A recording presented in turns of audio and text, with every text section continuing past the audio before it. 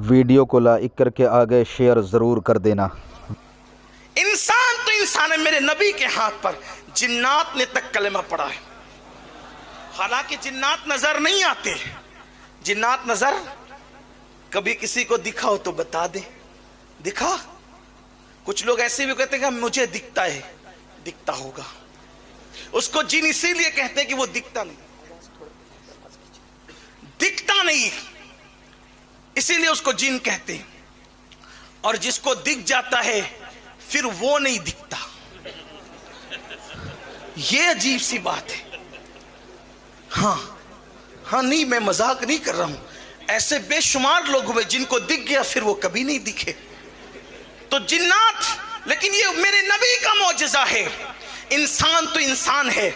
जिन्नात ने भी मेरे आका के हाथों पे कलमा पढ़ा। और फिर कुरान में पूरी सूरह जिन आ गई।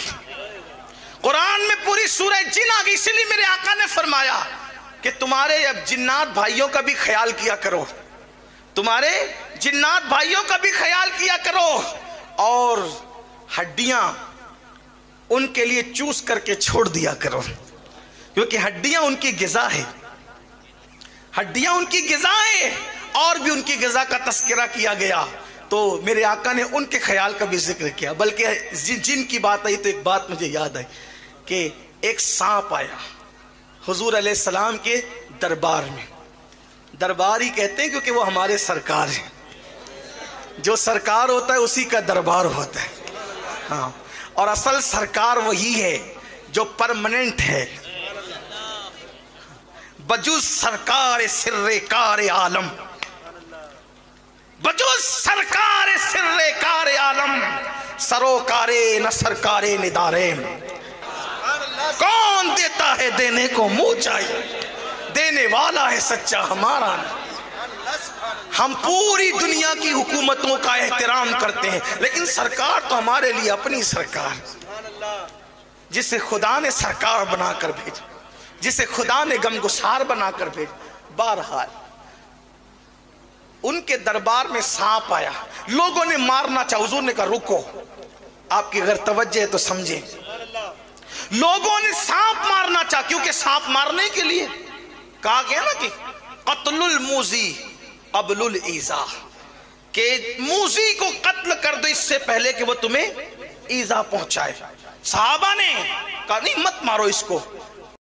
आया था कि शक्ल में सांप की। हुजूर मना कर रहे। पहले बोला कि सांप मारो, सांप आया तो कहा मत मारो। वो खड़ा हो गया अपनी दुम पर। हुजूर ने अपने कान उसके करीब किए। सांप आया, बात समझ में आई क्यों आया। सांप आया, बात समझ में आई क्यों आया। सांप के आगे हाथ भी किया जा सकता था, सांप की तरफ बर्तन भी किया जा सकता था, सांप की तरफ कुछ और भी किया जा सकता था। हुजूर ने कान किया। इसका मतलब सांप के आने का मकसद क्या है हुजूर जानते हैं। जो सांपों के आने का मकसद जानता हो, जो सांपों के, समझ में आई बात, जो सांपों के आने का मकसद जानता है, क्या वो साफों के आने का मकसद नहीं जानता। राजस्थान है, हिंदी वाली जमीन है, लेकिन बहरहाल आशिकों में तो इतनी सलाहियत हो ही जाती है कि सांप और साफ दोनों में फर्क हो।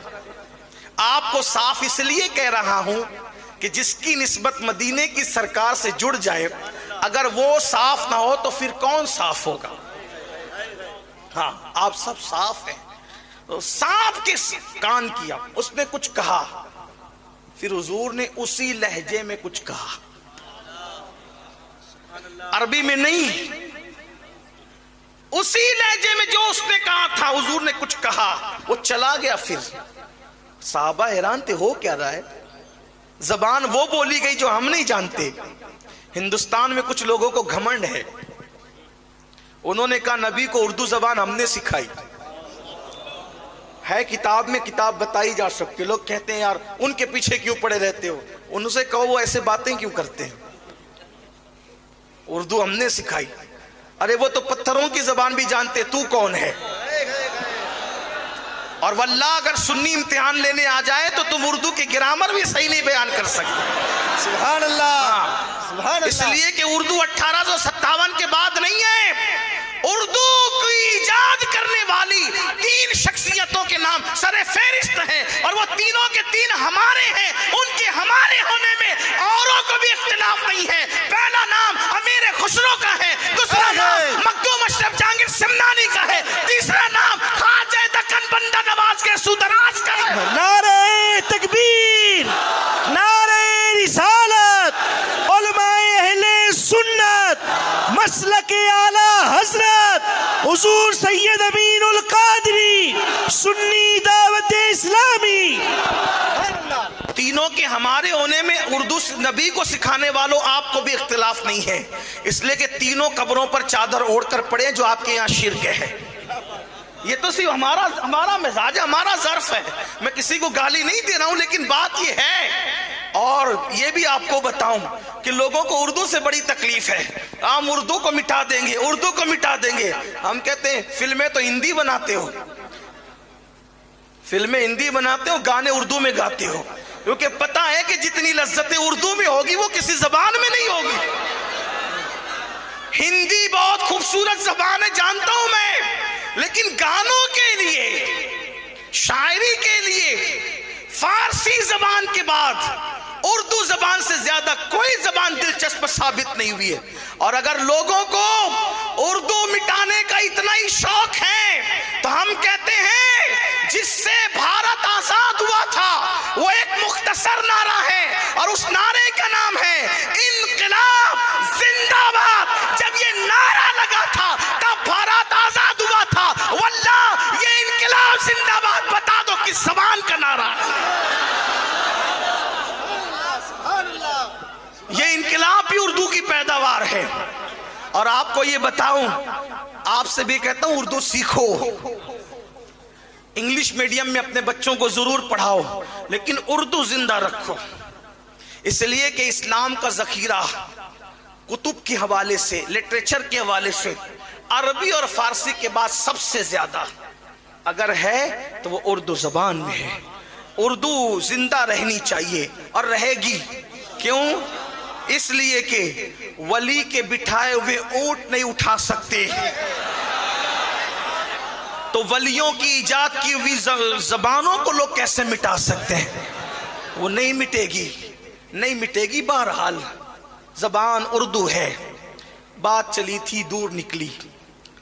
अर्ज कर रहा था कि हुजूर अलैहिस्सलाम ने उसी सांप को उसके लहजे में जवाब दिया, वो चला गया। साहबा ने पूछा हुजूर ये क्या था?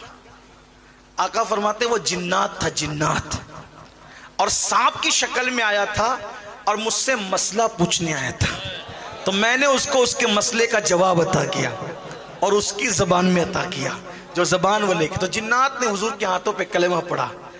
ये सीरत का बाब मेरे ख्वाजा की जिंदगी में भी नजर आता है। बस बात खत्म होती है। अब इख्तिताम। वीडियो अगर अच्छा लगा हो तो लाइक करके आगे शेयर ज़रूर कर देना। अल्लाह हाफिज़।